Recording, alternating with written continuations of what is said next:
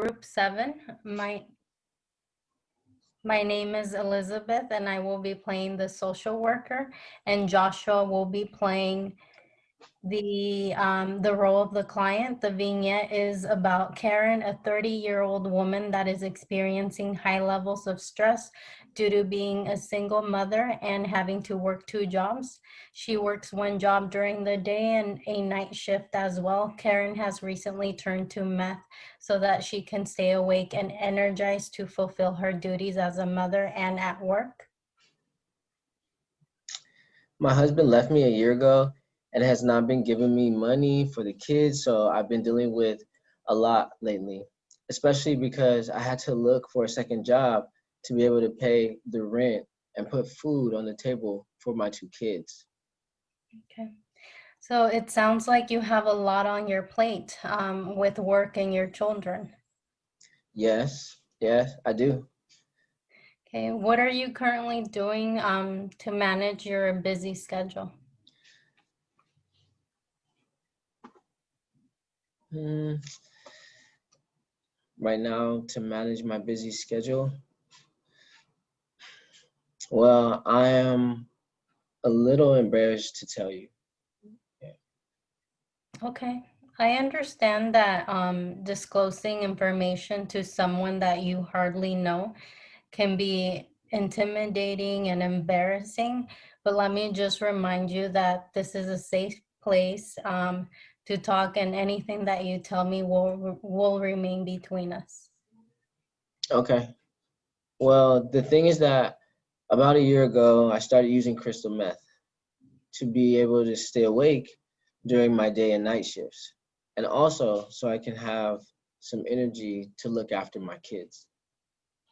Okay. I appreciate that you're sharing this with me, and as difficult as it is, that you are being brave and honest with me. I mean, I'm doing this for my kids. I don't overuse, I just use enough to stay awake. That's it. I'm not a bad mom. I love my kids with all my heart. Okay. I mean, it sounds like you're trying to do everything that you can to provide for your children. Have you tried using anything else besides crystal meth to help you stay awake? Well, yeah, for a while I was using these over the counter supplementary energizing pills. Okay, and can you tell me how those worked out for you? They worked fine. They worked fine. I was able to stay awake during the night at my shifts. I was able to go home, get there safe, and help my kids with their homework, and then go to my day job. Okay, and what made you turn to crystal meth? I guess I was looking for something a little bit stronger. Okay, so what I hear is that the dietary supplements gave you the amount of energy that you needed to be able to fulfill your duties, but you wanted something stronger. Yes. Okay, and can you describe what would happen if you were to get drug tested at work? Oh my. I guess I never really thought about it.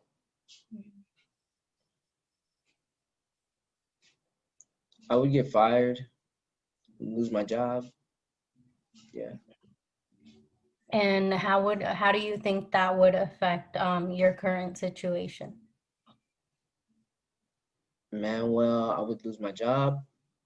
I won't be able to pay for my rent, food, or things that my kids need. Okay. Well, it sounds like you would lose everything that you are working hard for. Um, is that right? Yeah, I would. Okay. Well, Karen, we ran out of time for today, but it looks like we identified some actions that we may want to explore more in depth for our next session. Are you still available to meet with me next week at the same time? Yes, I am. Okay, great. Thank you for coming in today, and I look forward to seeing you next week.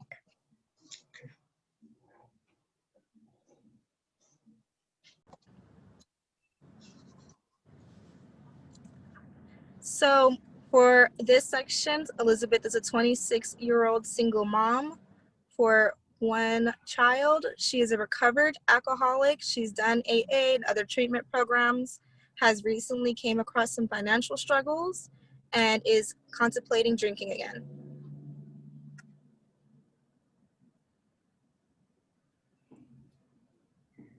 Hi. So I came in because I'm having some, issues. I'm a single mom, and I have so much going on financially, and the only thing that's helping me cope is, drinking. I mean, I've had drinking problems before, and it's the only thing that I feel it's helping me right now. So it sounds like you're having a pretty hard time coping with what's going on in your life right now. And it feels like familiar to turn to drinking since that's what's helped you in the past. Am I understanding that correctly? Yeah, that's right. Well, it's a great thing that you took the initiative to come in to see me today. So I appreciate you doing that. And, you looked out for yourself in that way. That's something you should give yourself a pat on the back for. If you don't mind me asking, when you used to do your programs, what is something that was implemented in you that helped you, become a recovered alcoholic at one point in your life? Well, I went through the AA program, and I think it really helped me because I was able to talk to people, talk to somebody, and just be open about my problems. And honestly, right now I just feel alone, like nobody's really there for me. So, yeah. I understand. It can feel pretty lonely when you have a lot going on and, nobody in your circle around you is having that same issue as you. I'm sorry that you're going through that right now. Do you want to, by chance, pursue any old things that used to work for you? Like, what techniques that did you pull from the programs that you were in that worked for you? Well, anytime that I felt like I needed to drink again, I would, call up a friend that she would motivate me. She would tell me, she would pretty much give me the motivation not to fall into that anymore. Um, I don't really talk to her anymore. She's in she actually works in the program. But I lost contact. Okay. Do you think that there's by chance a way for you to find a way to contact her again? Maybe the company's phone number directly, if she still works there or not? Yeah, she still works there, and yeah, I can probably do that. I can go ahead and call the group that I used to go and get a hold of her. That would be great. How do you feel like that would work for you? Do you feel like that would be helpful? Well, that would be very helpful because at least I will have somebody to talk to. I have so Mhm. much that I hold in that sometimes that's the reason why I want to start drinking again, because I hold everything in. I understand. So it sounds like, drinking is a familiar thing that's been there for you through the hard times. Yeah. People that were there for you just aren't, a call away at the I think that would be helpful. Am I understanding that correctly? Yeah. Yeah, that's true. Okay. Okay. So if you were to have a miracle happen and you were able to cope with your stress without the use of alcohol, what would it look like? Mm, wow. It would look incredible. I mean, I would be able to do everything that I need to do. I would be able to spend time with my kid, um, and not just thinking about drinking, because that Mhm. stresses me out too. So I think my life would be much better if, Does if that vision include maybe that point of contact that you want to reach out to? it does. It does, because she was very helpful to me. And, I could say she was like my best friend. Okay. So how about before we meet again next time, we can make that a goal for you to try to get that contact information, and we can go from there to see how that can help you. Okay. Sounds like a plan. Okay. Okay, thank you. I'll see you again next time. Okay. All right. So, client is having feelings of sadness and worthlessness.